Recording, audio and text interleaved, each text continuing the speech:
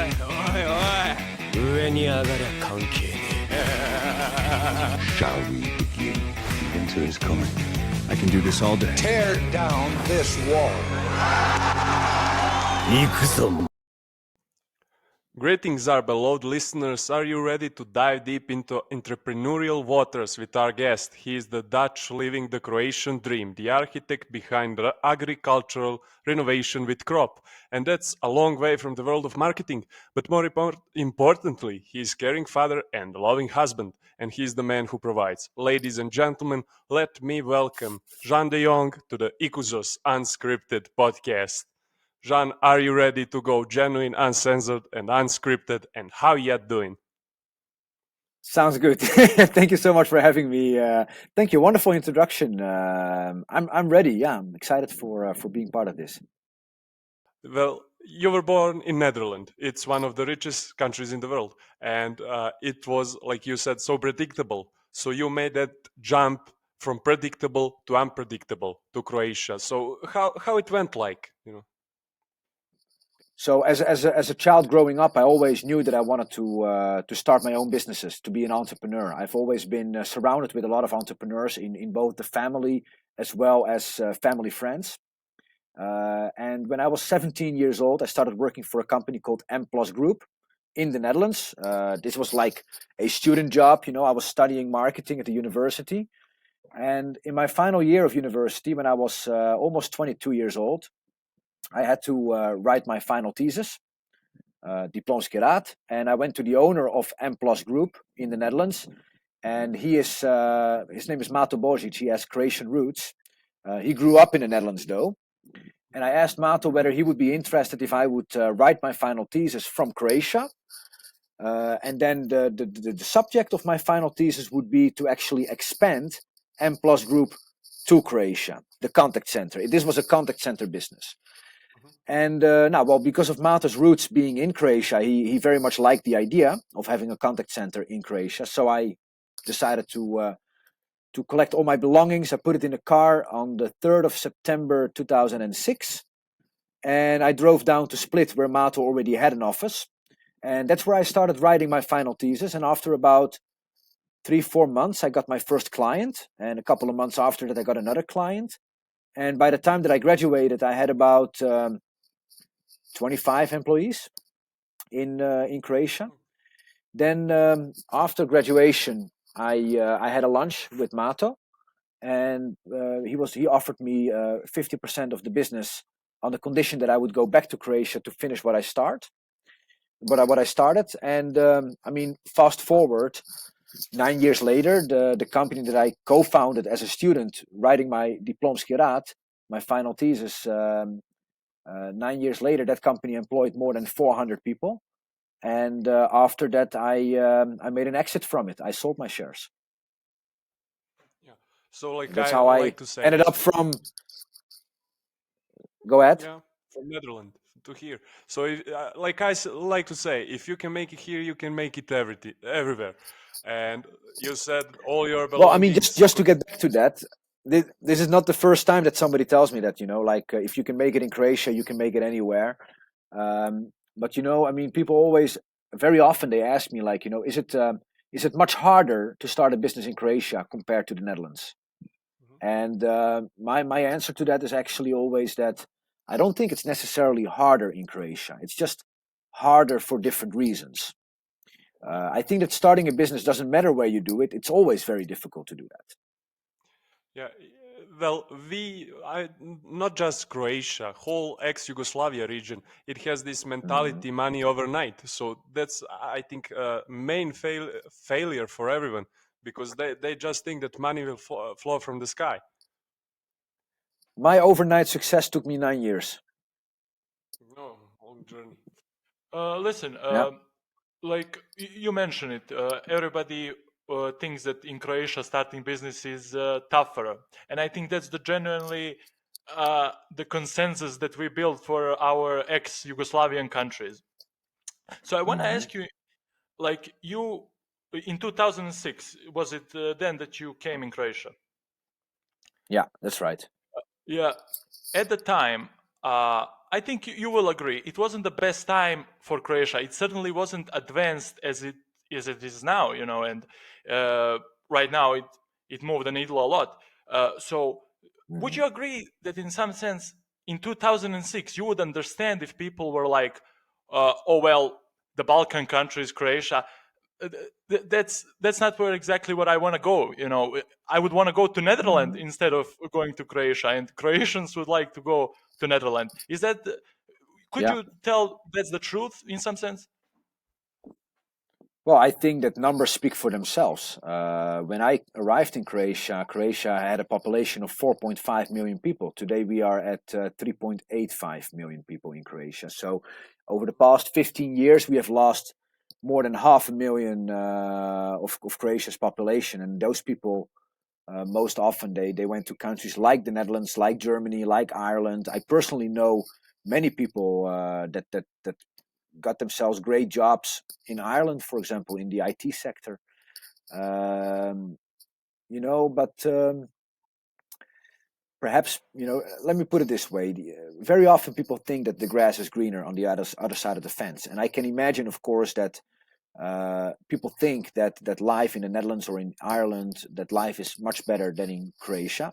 Definitely the living standard is higher in those countries. But again, if you come as a foreigner, in that case, as a Croat, if you come to Ireland or the Netherlands or Germany, and you're going to have to start from scratch over there, it's definitely not easy. It's a very big step to make. I made that step actually then going from the Netherlands to Croatia, which is also a very big step. I was just fortunate enough that, first of all, I was very young. I was 22 when I came to Croatia. I had a lot of energy. I had a lot of ambition.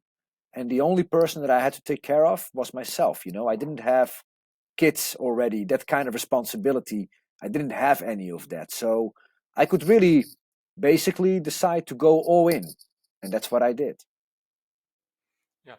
So basically, it's really important when you start to free yourself, to start that entrepreneurial life.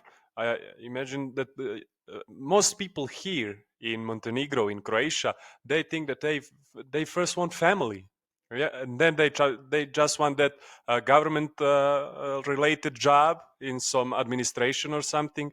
They don't have the mindset for that. And when Yeah. we are the candidate for the European Union, so do you think that the similar thing like Croatia, for people to go outside of our borders? Yeah, well, I've been to Montenegro, I've been to Budva, I've been to Podgorica. I've also been to how you call that this valley on your way to Podgorica. What is it? Emperor's Danilovgrad. Village or how? Danilovgrad. Cetinje. Cetinje. Cetinje, yeah. Is it Cetinje? Yeah, I've been there Yeah, too. yes. Obviously, Montenegro is a beautiful country. You have an amazing climate. You have an amazing lifestyle. Your food is amazing over there. The sea, you cannot get any better than that. But in terms of the moment that Montenegro would join the European Union, and therefore the borders would open, and therefore people from Montenegro would be able to live anywhere and work anywhere within the European Union, I'm definitely afraid that many people would take that chance and leave Montenegro, because you cannot live off of a great lifestyle. You need to have good income or a reasonable amount of income. And I would say that in this region, okay, as an IT professional, you can probably make good money in this region. There are probably some other professions where you can make good money, or let's say live a good life.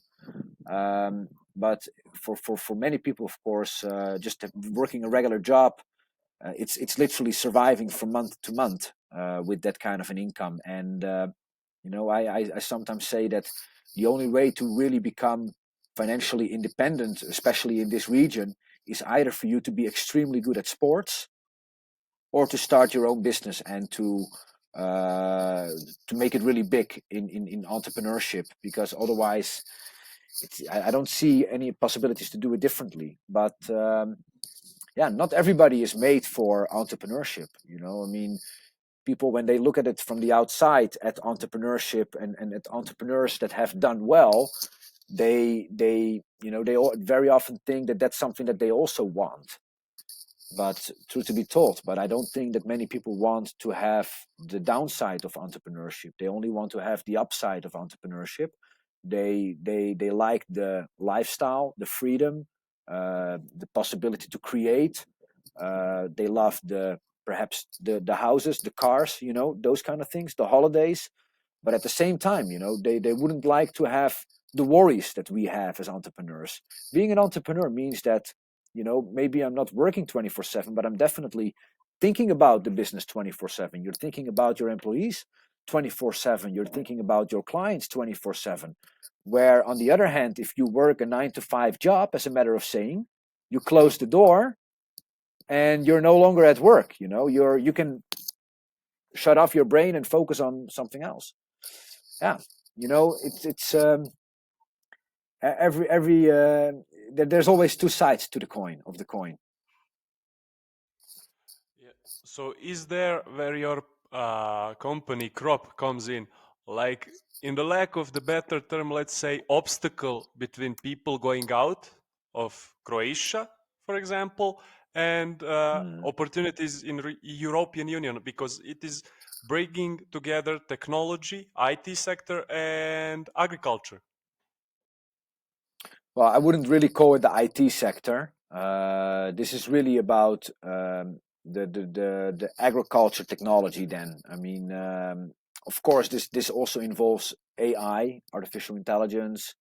It involves climate computers and these kind of things. But I mean, not exactly sure what is the question here. Would people rather go abroad to work a job over there, or, I mean, Let me ask you this. Your goal, did you said with the crop, if I understood it correctly, was yeah, to make Croatia again export more than it imports. Is that right? yes, that's right. So let me ask you this. That is not an easy task, obviously. Do you think No, it's a that huge task. country? Yeah. Yeah, huge task. I want to ask you this. Do you have, like, when I read Napoleon Hill, he said something that stuck with me. Goal is a dream with a deadline. Do you have any kind of deadline on that? Do you think about it? Because that's a huge project. Do you have a deadline where you say, oh, this must be achieved by 2030s, 2040s? Do you see something like that in your mind, or you're like, No, we're going to keep doing this and we'll see where we get? I mean, whenever I start any kind of business, I don't have like a strict deadline that I wanna keep, let's say, in front of me, and with the goal, okay, I want to be that big by that time, because I mean, it's so unpredictable. I mean, I could make that goal, but in a deadline, I could be far bigger than that, or I could simply not make it because of certain factors. My goal with crop, then, in this case, and perhaps this is a bit philosophical, but then again, sometimes I'm also a dreamer. When I look at, for example, people that are growing up in Slavonia, and if they have to make a decision on whether they, for example, would want to move to Zagreb and study economics over there, and then after they graduate, to work an office job at some company in Zagreb, or that those people from Slavonia would, for example, go and study agriculture at the university in Osijek, graduate, go back home to where they come from, and run a greenhouse over there and have a better salary than they would make by working an office job in Zagreb. I think that's the dream. If we can accomplish that, then we can say that we truly did something, that we brought change to a region where I personally think that the agriculture sector in Croatia should be a bigger sector than the tourism sector, and where I think that Slavonia has the potential to become a richer region than, for example, Dalmatia is. because of agriculture. Yeah. So Something that's the interesting you dream, and I mean, sorry, that's the dream, and I'm not saying that should be accomplished by 2030. For sure, it cannot be accomplished by 2030. This is a project that will last for decades. Something interesting you mentioned there, like you said that you think agriculture should be bigger than tourism in Croatia. On that Absolutely. note, do you think Croatia maybe depends too much on tourism? Like Montenegro For sure. absolutely doesn't depend. Is it the For same with sure. Croatia? Yeah, absolutely. I mean, more than 20% of Croatia's GDP depends on tourism. And you see during a global pandemic what kind of a catastrophe that is. You know, your entire economy just implodes because of the high dependency on tourism. And I think that it's never good to depend on any industry for that much. And I'm not saying that therefore, you know, a lot of people when I mention this, they think that I want the tourism industry to become smaller, but that's not the thing. I want everything else to become bigger. And if everything else becomes bigger, then your dependency on tourism becomes smaller. And you know, also as a business owner, I've had several situations where myself where I would sign a huge deal, and all of a sudden my largest client would be responsible for like 40 or 50% of my total revenue. Well, that doesn't mean that I'm going to go to that client and say like, hey, you should give me less business because I depend too much on you. That means that I should get more clients on board and make other clients bigger so that I don't depend on that large client for 40 or 50% of my revenue. And that's what I think that we as a country or as a region should focus on. If we depend too much on tourism, we should invest heavily in all the other sectors, IT being one of them, agriculture being one of them.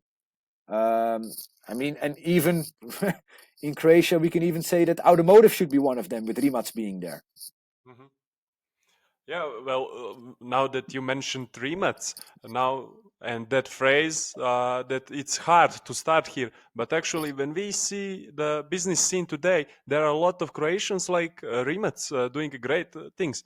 I mean, if you said to someone in Zagreb that man from Croatia will buy Bugatti, he will just look at you. What the fuck are you talking about? Yeah, it's an amazing story. Obviously, Mate Rimac is also a dreamer. He had his dream, and he at the end brought Bugatti to have a headquarters in Sveta Nedelja. I mean, it's an amazing story, and I think that we should all be very proud, and we should cheer for individuals like that, and we should look at them as a form of inspiration. And I hope that that many other young people from this region find themselves in a way that they have the ambition to really make a change in this region, just like he did. Yeah, and yes, and you as well have one team that's all around you that everyone was speaking about it. It was the 4 days working week. So what was the reception in the Yes. company? I believe that your employees were just joyful, tears of joy with them. But how it went with the community in Croatia? Yeah, I mean, obviously, the employees, they were super happy when they were told that for the same salary, we expect them to come to the home office or to the office 1 day less a week. It doesn't happen very often that people are getting that kind of a raise, basically, not so much in salary, but more in free time. And you know, this is we were one of the first companies in the country to actually introduce a 4-day work week. So we obviously got a lot of media attention because of it. It was mentioned in all the portals and newspapers. It was even on television. But you know, you nowadays you already see that it's happening more and more often. For example, in the United Kingdom, they're doing some tests with I think 50 larger companies that are going to participate in this test to see if it would work out for them, the 4-day work week. I think in Belgium, they even changed the law where employees have an option to choose to work 4 days, and the employer cannot refuse something like that. So, you know, obviously we are moving into a direction where 4-day work week slowly but surely is not becoming like an exception anymore. It becomes something more acceptable. And just in the past, all the way in the past, when Ford introduced the 5-day work week, because back in those days everybody was working 6 days, then Ford introduced the 5-day work week. That became the new standard. I would not be surprised if in the relatively near future that a 4-day work week would become the standard in many sectors. And that simply has to do with the fact that we have gained so much more efficiency as a result of the technology that we are using, that I think that it's about time that we are returning some of those efficiency gains to the employees. You mentioned efficiency, and I think, like, in today's bureaucracy that we have, like, you can escape it in some sense. You have a lot of bureaucracy going on. I think that companies are just overflown with people who are sitting at desk 2 or 3 hours doing nothing. They have nothing to do, and I think that's where this, like you mentioned, technology comes in. Like how we wind up in the 21st century and we have people going to the work doing nothing. They have nothing to do. Why wouldn't we let them go have the free time, innovate something, spend time with their family? And I think that's where you will get new ideas. People will find new inspiration and appreciation for their work. Yeah, well, I think that the scenario that you just mentioned is more often seen in the public sector than in the private sector. I think the private sector is super competitive. Doesn't matter what you do, but it's super competitive. And I don't think that pretty much anybody in the private sector can afford to have just people sitting around doing nothing all day. So I think the scenario what you just mentioned is more often happening in the public sector. People in general, if they're comfortable enough, they become very lazy. And I can imagine that there's a lot of people that feel very comfortable in a public sector job that are becoming very lazy and that are becoming without any inspiration. And it's going to be very difficult for those individuals to turn their life around, where they actually become an active participant again to contributing to a better society altogether. Yeah, and it's a problem because that's the major part of the community here in this region. So, like entrepreneur, I would disagree. I would disagree there. I don't well, think so. for No, you Montenegro, cannot say that. that's the situation. Yeah, well, I'm not sure. I think that there's a lot of people that work extremely hard in this region, Yeah, that I'm not saying that. are very smart and intelligent, and of course there's a large group of people that can be categorized as lazy public servants, as a matter of saying. At the same time, I think that you have that not only in this region. That's something that you will find anywhere in the world. So, what do you think, you like entrepreneur? What would be your advice to the future entrepreneur, to the next generation? How to start?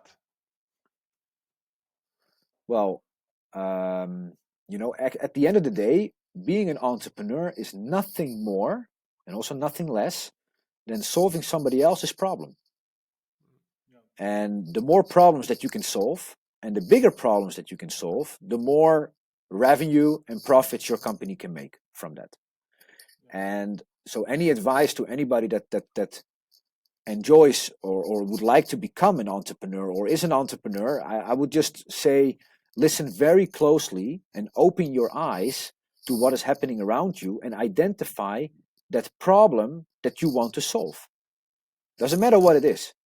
That can be a problem where Croatia became an importing nation, while in the past it used to be able to produce enough food for the entire region. That's a problem. I identified that as a problem, where in a world where there's more and more people, how to grow food in a sustainable, reliable, and a nutritious way. That's a problem that Croatia hasn't solved yet. We make beautiful food here. The food is amazing, very delicious, but we are not able to scale it, and we are definitely not able to scale it at such a level that we can export it and that we can live from it. And so that is a problem that I wanted to go out and solve. And yeah, that's my message towards anybody that wants to start a business. Look around, listen, and watch carefully to what you identify as problems around you, and start fixing it. You mentioned like previously on the crop project. I think you would be amazed how much. I don't know the statistics for Croatia, but I know in Montenegro we depend on imported goods so much that Yeah. it can cause a catastrophe in our country. And there were some signs of it in these lately turbulent times that it could happen. And I really hope, like through projects such as yours, to just raise awareness to people, like even just to think about, hey, we have this beautiful land, and we have as much as Croatia does, except we're a little small nation. Just to raise awareness, like, hey, we have all these tools at our disposal, and we can use it. We can build something, and we can make money, be richer, be happier.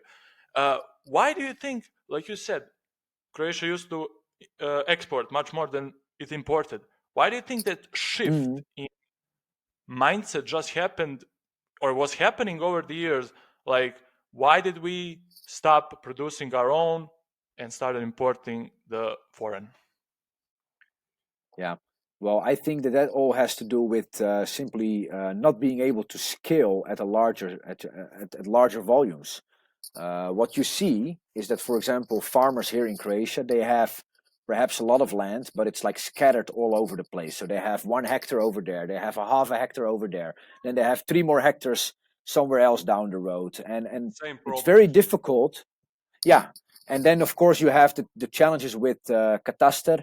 Probably in Montenegro the same thing with land ownership. It's all very complicated because great grandfather passed away, left the land, and now all of a sudden it's owned by 15 people instead of 1.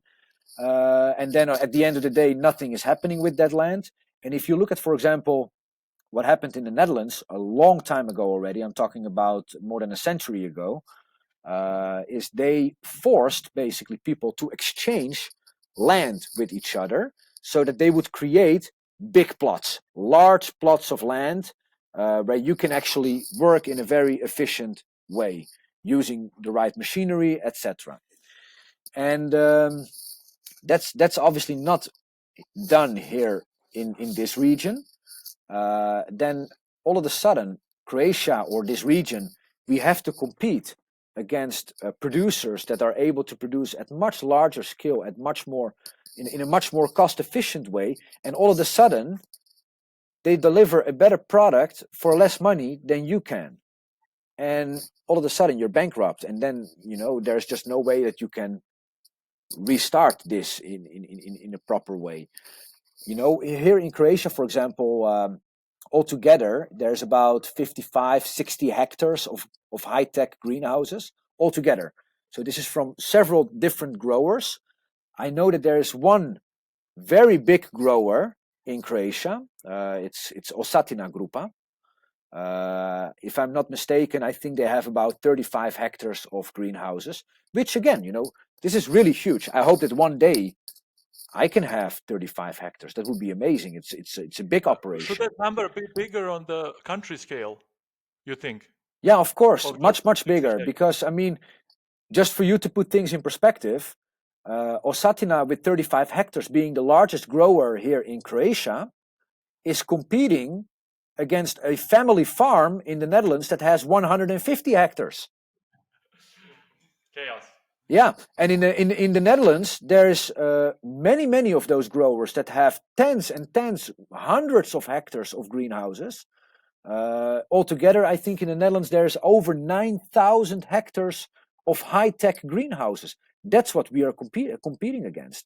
Very often people are telling me like, yeah, but your tomatoes that you plan to grow in your greenhouse, they can't compete with domestic tomatoes of my grandfather. And I say, yes, that's true. We cannot compete against that. But I'm not competing against your grandfather's tomatoes. Your grandfather's tomatoes do not end up in the supermarket. You eat that yourself. Yeah. What I'm competing against is that we are importing many, many trucks of fresh vegetables from Spain, from the Netherlands, from Italy, so that if you end up in a supermarket here in Croatia in the winter, you cannot find a Croatian product. Yeah. That's what we are competing against, and for that we need infrastructure. Yeah, and here in Montenegro, it's so much extreme. For example, now that Serbia has banned the export of flour and cooking oil, sunflower oil, we don't have anything on our supermarket shelves because we do not have production. We are expecting the first production company to open in the following months. It's to make chips from potato, the first company. Yeah. And we have, I think, around 70% of unused agricultural potential. It's shame. Yeah. Yeah. So what to do? I mean, maybe somebody should think about planting some sunflowers and start producing sunflower oil. Yeah, but the problem, I think, and this is the mindset I believe many people in ex-EU regions have. We expect the government to do a job on our behalf. That's just my general mindset that I think a lot of people have here.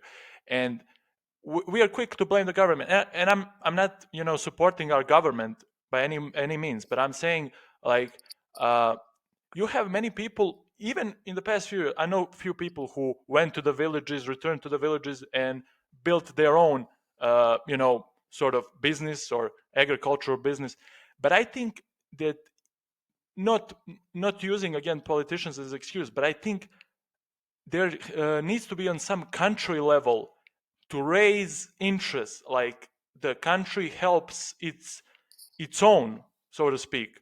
Because if you want to made in Croatia, if you want made in Montenegro, I think the governments needs to step up and say, oh, listen, if you do this for us, if you produce more of made in Croatia, we're going to give you some, I don't know, like help in some way. Do you think that would be a good thing? Is something like that done in Croatia? Because I know, sure, it isn't done in Montenegro. Yeah, but it's tough because of the European policy and competition policies in Europe. Yeah. Well, I mean, if we just get back to entrepreneurship,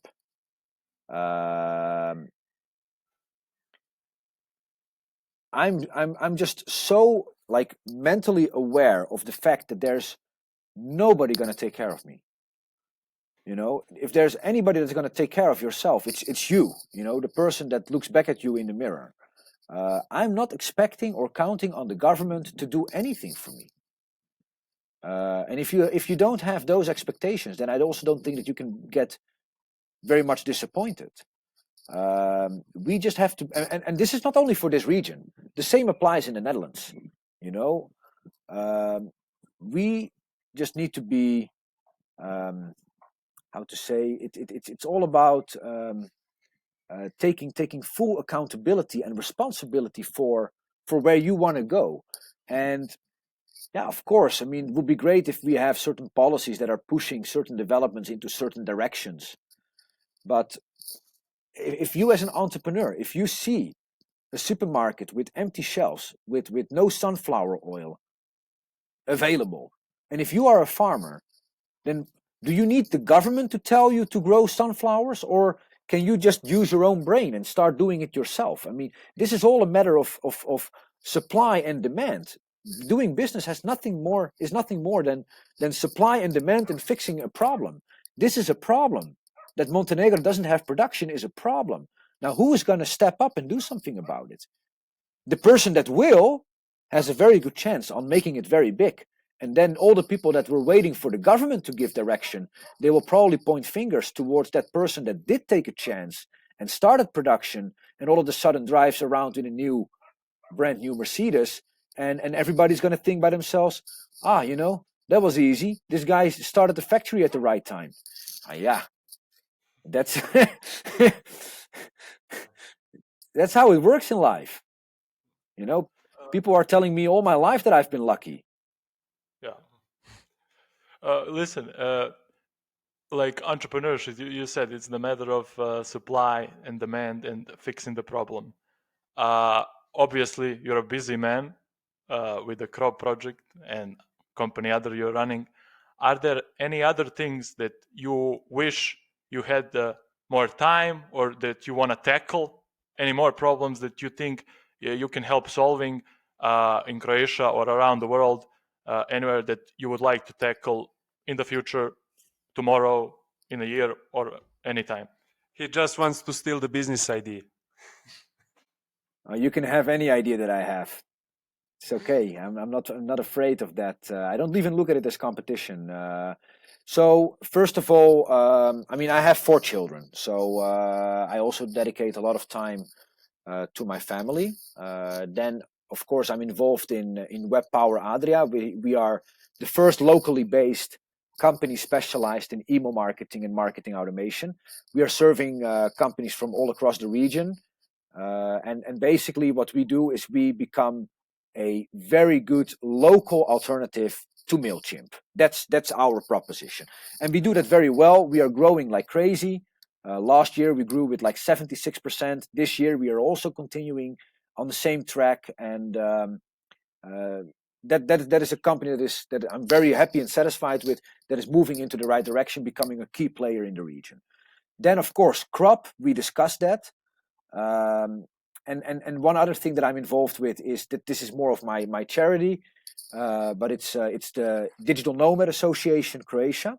So almost, well, a bit more than a year ago, or a bit more than 2 years ago, almost 2 years ago, I actually started the initiative of introducing a digital nomad visa in Croatia.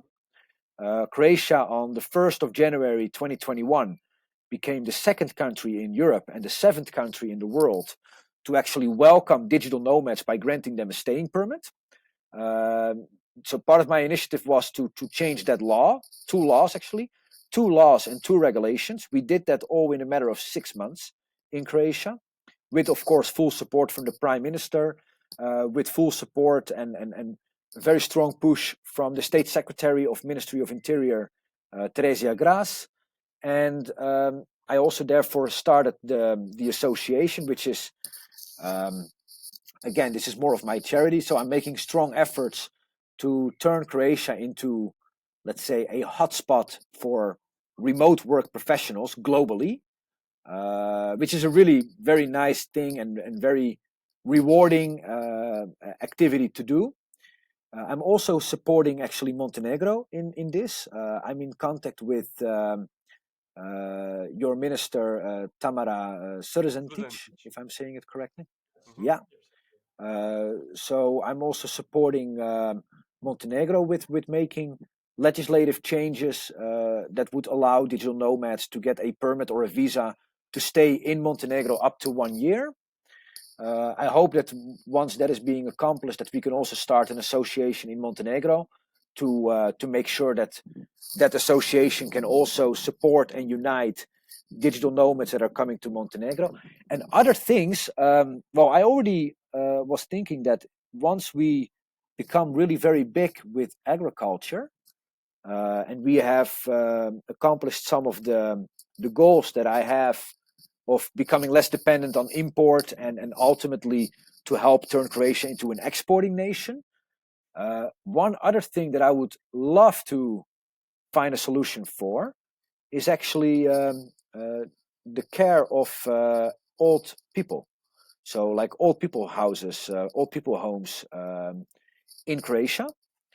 I think that Croatia, what it offers is a phenomenal lifestyle, and I think that there's a lot of people from Europe that would love to retire in Croatia, but we don't have the necessary infrastructure for that. And just like, for example, a lot of Americans, they go retire in Florida.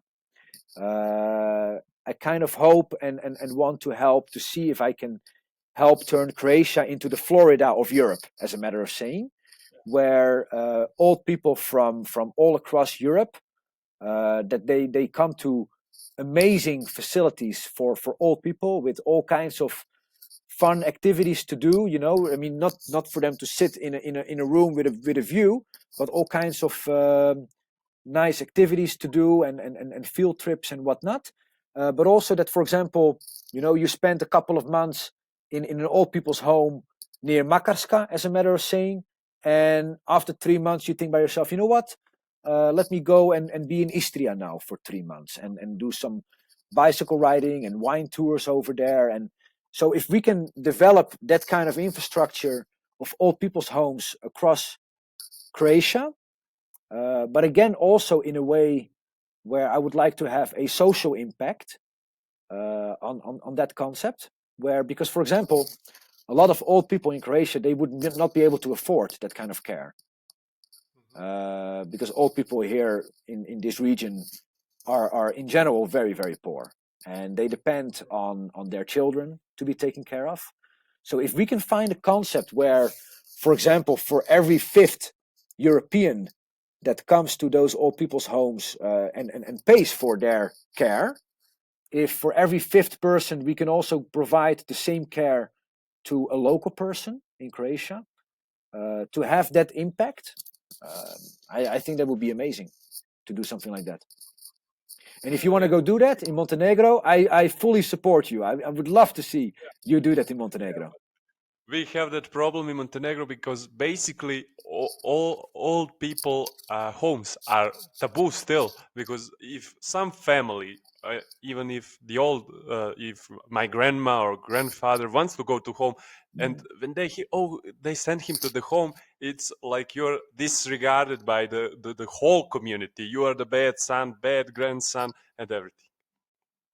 Yeah. And Okay. Well, maybe this maybe needs a bit more time then. But if it starts with actually European citizens coming to Montenegro or coming to Croatia to retire, and if that kind of like becomes the normal thing, or if it actually becomes a huge industry where Croatia and Montenegro become, like, let's say, retirement homes of the European elderly citizens, then I think that more and more families are also going to perhaps be more open-minded of, I mean, I'm not going to say sending their parents there. I mean, you as a parent would want to go there. I mean, if I'm old one day, or much older than I am today, and I would need that kind of care, I would personally much rather go to a home like that where I get professional care than that I become a burden to my 4 children.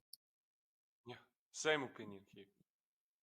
Yeah, okay. So, and I mean, if we, let's say that in the upcoming 10 years, I manage to do everything with the agriculture, and then I'm going to need another 10 or 20 years to do this old people's homes. By the time that we finished with that project, we can live in it ourselves. Well, I think we will be in shape a little bit more. Yeah, I hope so. Just eat a lot of healthy vegetables in the meantime. Yeah. Well, after you finish with the Croatian crop, Montenegro is the great opportunity to expand the market. You are welcome here. Perfect. Thank you very much. Appreciate it. So this was interesting interview, Jean. We thank you for the opportunity to talk with you. I hope you also had a good time. So thank Yes. you. Thank you so much for having me. Good luck with the show. We stay genuine, uncensored, and unscripted, and we always will, as we have to order our usual. Share us and subscribe us, and stay tuned until the next Wednesday. IKUZO